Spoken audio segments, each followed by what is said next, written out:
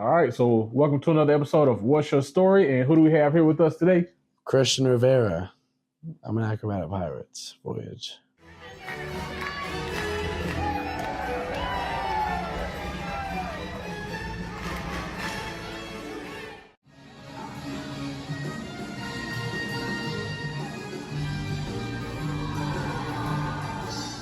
Hey, and where you from, Christian? I was born and raised here, actually. Oh, really? Yeah, I was, yeah. I was born down in Conway, and then I lived in County Forest for a couple of years, but now I live in right past the extra. I was about to say you live mad close to me, actually. Yeah, you texted me. Yeah. That was funny. So my first question being that you were born and raised here, and now where you work, did you grow up going there as a kid, even before it was what it was today? Nah, so I actually went maybe one other time. Like, that's it. Like, that was it. I always knew about it, though. I always knew it was there. I saw it one time. I was like, okay. I didn't really like it that much. I was younger, so I didn't really think of anything like that. But now, I mean, if you told me 2 years ago I've been working there, I'm like, you're a cat, bro. Like, what is that? Yeah. Nah, dude, it was funny, though. That was actually a good question, yeah. So the fact that, you're an acrobat there, were you always a fan of gymnastics when you were younger? Yeah.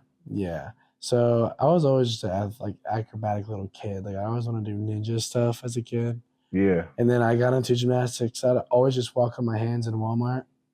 And I got into it. Yeah, dude. It was so funny. My mom was like, Christian, stop. I'm like, yeah.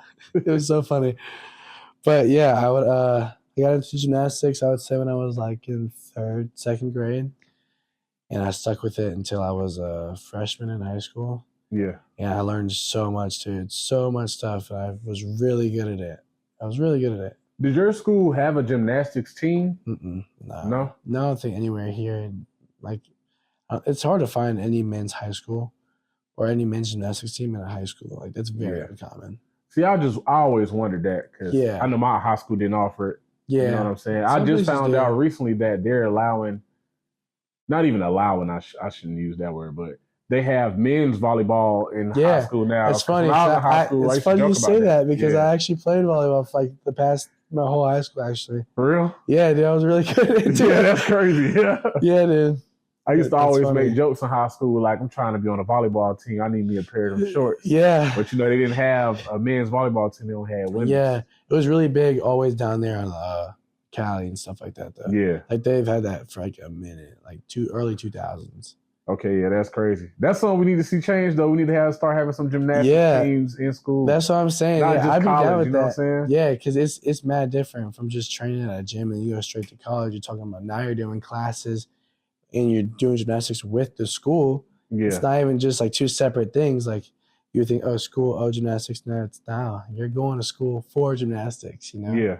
It's like, it's such a weird factor, bro. It's so weird. I mean, how did your parents feel about you, like, wanting to be in gymnastics? Or? Oh, they loved the idea of it. Oh, they loved it so much. They're like, all right, because they didn't think anything of it at first. But then the coach was like, no, like, he's actually pretty good. Like, he can go pretty far with this if you just keep him here. And they just trusted him. And I went through like 13 different coaches. Yeah. In like the same year, like same 2 years. That was a rough spot for sure. But I had followed my same coach I had that really they really made you love it. Yeah. I followed him to 3 separate gyms. Then the way I quit was kind of like, it's kind of a pussy, bro. I can't lie, bro. I had a panic attack because it was my first competition back. And I had quit for a whole year because of COVID. He said he was never coaching again. I said, all right, I'm quitting. And so I didn't trust the other guy I was with, too. I had 2 coaches at the time. I didn't trust them. And so I quit gymnastics, took the whole year off, just kind of didn't really do anything. And then I got back into it, got all my stuff back in like 6 months. The rule of thumb for gymnastics is you take a week off. It takes you 2 weeks to get back to where you were. And theoretically, it should take me 2 years to get back anywhere relatively where I was going. Because I was already jumping back in as a level 10 gymnast. I've never even competed level 10 before. Yeah. So I'm like, dude, what do I do, bro? Like, this, I don't know. So I just caught up. I caught up really quick. Had a panic attack first competition. Came back home. Couldn't do anything. It was like a Simone Biles mental block. Yeah. I never understood her mental block until that happened to me. I was like, yo, that's crazy. Got back, everything was gone. It felt like I never knew how to do any of this. Yeah, that's crazy. But I kept my tumbling though. Yeah. You see in show, my tumbling is like, that's mine. Like, that's mine. I claim that. Talk about how important it is to have a coach or a figure in sports, not just gymnastics, that you, like you were saying, trust. Yeah. You know what I'm saying? Talk about how important and big that is when you're trying to elevate yourself in a certain area, a certain realm. So, in my opinion, I would say trust is like the biggest thing you can have with someone. Girlfriend, mom, dad, wife, doesn't matter. Coach, does not matter. Like, I had volleyball coaches that I would hang out with actually even after practice. Like, just to get food. Like, we'd all get food. I'd go to get lunch with them just because, like, they were close to me like that. Like, they were so cool. Yeah. And it's the nights you stay after practice, everyone's gone, you and the coach sitting there. Me and my boy Diesel, we're really close with our coach from Conway. He's a Conway coach. Really close with him. We would just stay after. We were past graduated like a couple months ago. We just talk with them, talk about life, everything like that. It's so good to have a bond because then you feel like you can relate.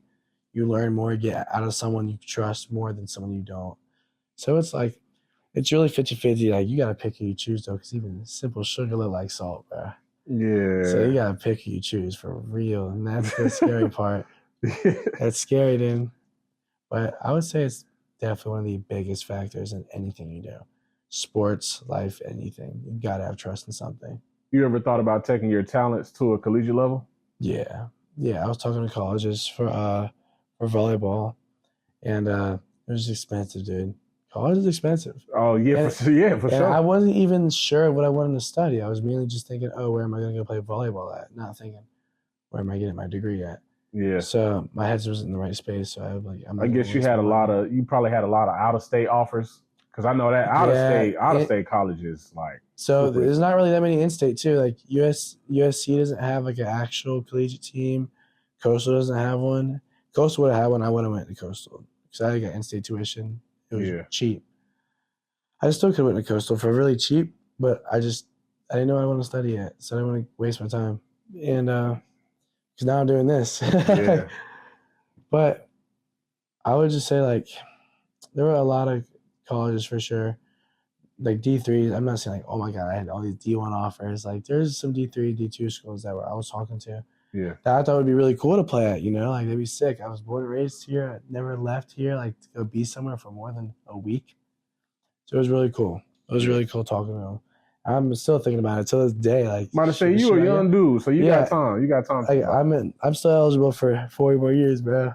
Yeah. I could theoretically just email college. They want to do me, like, they want to accept me right now. They want to accept me right now, bro. I could just go. Like, that's the thing. Like, I'm still young. Because you never know where that could go. You like you just said, you're still young. You can take it to a collegiate level, do really well. Yeah. And I mean, I think what's the highest you can go for gymnastics? Like Olympics? Is that the highest? Highest, yeah. Okay. It goes straight from college to Olympics. And look, here's the thing: if you don't really make it as an Olympian after college, it just gets progressively a little bit harder. In my opinion. Because I find when you're in college, you already have the name of yourself. You're actively competing, everything like that. You have everything set up for you. When you're like out of college, like you don't really just have that. You can't just walk into a Michigan State gym 3 years later after you graduate from college. I'm here to train. Like, it's not your gym, bro. Get out. Like, I don't know, but I've definitely